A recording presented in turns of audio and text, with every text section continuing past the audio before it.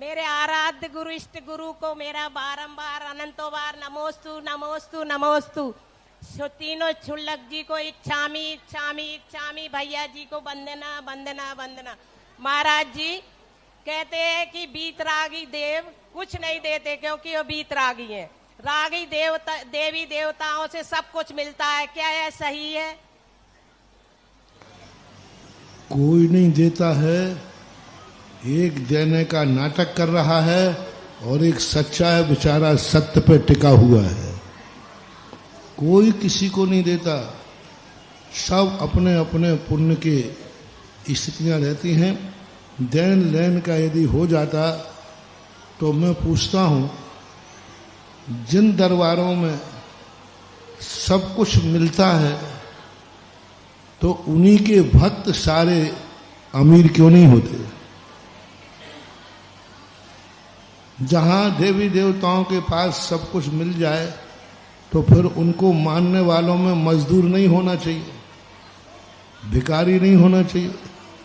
मैंने देखा जहां पर देने वाले, जहां लिखा रहता है यहां सब कुछ मिलता है, उनके मानने वाले भक्तों में समाज में सबसे ज्यादा गरीबी रहती है।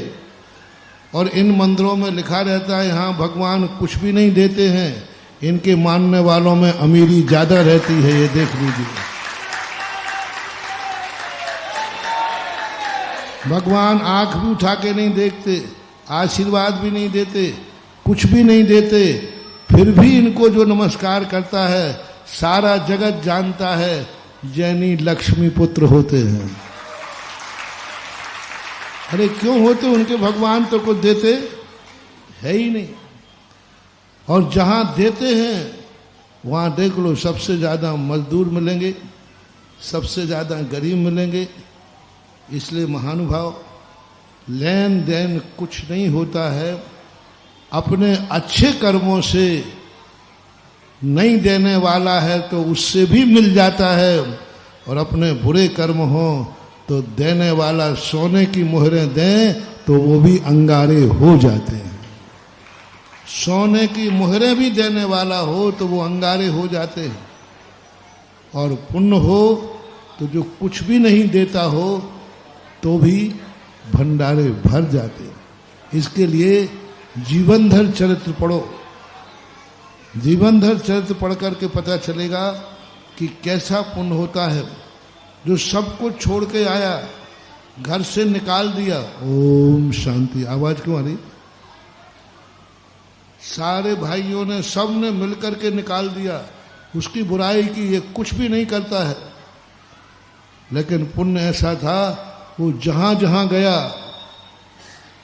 वहीं वहीं हंडा निकल आया, और सबने उसको निकाल दिया कि ये कोई काम का नहीं है, खाता पीता है, कुछ नहीं करता। लेकिन पुण्यात्मा जीव था। एक किसान के यहाँ बैठा तो खेत में हल चला रहा था। उसने कहा भैया तुम थक गए, थोड़ा विश्राम करो, एक आध फेरी में लगा दूं हल की। तो वो हल चलाने गया और पहले ही खेत में हल चलाया और उसके हल की जो नाल थी वह हंडे से टकरा गई। अब वो पता पूरी कहानी नहीं। किसान वो कहता साहब ये आपके खेत में हंडा निकला। बोले हम तो 7 पीढ़ी हो गई करते करते, आज तक नहीं निकला। हम तो यहाँ जिंदगी भर से हल चला रहे, आज तक नहीं निकला। ये तो तुम्हारे पुण्य से निकल आया। तो ऐसी बातें होती महानुभाव। ये सब चीजों पर विश्वास नहीं करना, अपने सत्कर्मों पर अपने, क्योंकि अतीत बहुत लंबा होता है। पता नहीं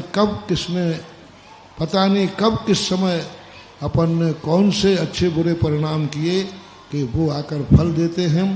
थोड़ा क्षमता भाव रखो तो वो भी कभी ना कभी, जब बुरा दिन आ सकता है तो अच्छा दिन भी, और बल्कि अच्छे दिन ज्यादा आते हैं, बुरे दिन कम आते हैं। दादा साहब सील चंद जी।